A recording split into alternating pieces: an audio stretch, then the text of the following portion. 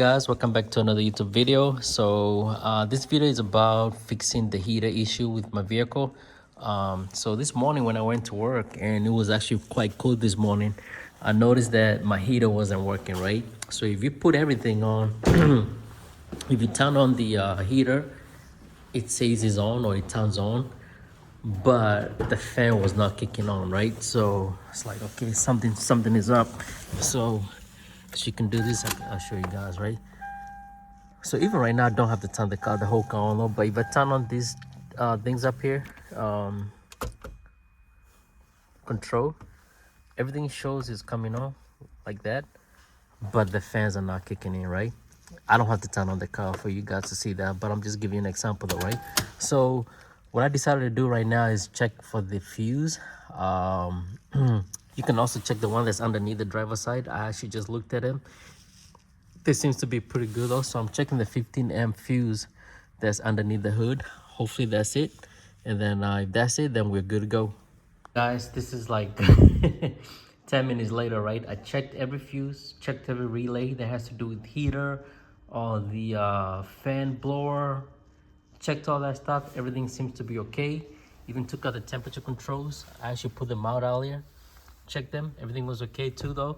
But I decided to do at the last minute. I decided to take off my filter here. Took off my filter. And then I decided to spin the fan blower down here. I spun it. It wasn't stuck. It was good. So after that, I decided just to put in the keys on the on position.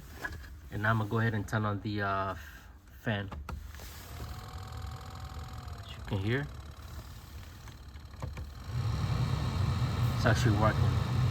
So something was stuck in there, or it probably just needed assistance, but it's working now though. So sometimes before you take your car to a mechanic, try to troubleshoot it yourself, obviously. And if you're not too sure, don't push it too much, because you may try to troubleshoot and make things worse. But try to do all those steps before you take it to your mechanic though, you know, if you're comfortable with it. If not, ask a friend that may be willing to help you out a little bit though, because this will save you a lot of money. Pretty sure if I took this car to, let's say, Toyota dealership, I don't know how much they pay per hour just for troubleshooting, but it's probably what, like $115 if anything. So that'll be $115 like that, right? And then they probably would have said, oh, we need to replace the blower, right?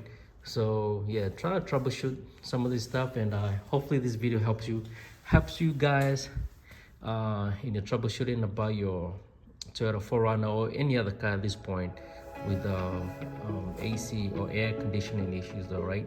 Either be cooling or heating. Mine was the climate control works, but nothing was coming out of the vents, right? So I knew the fan wasn't working though. So anyways, everything is good now though, so I'm gonna put everything back in. And yeah, thanks guys for watching. Take care. Bye.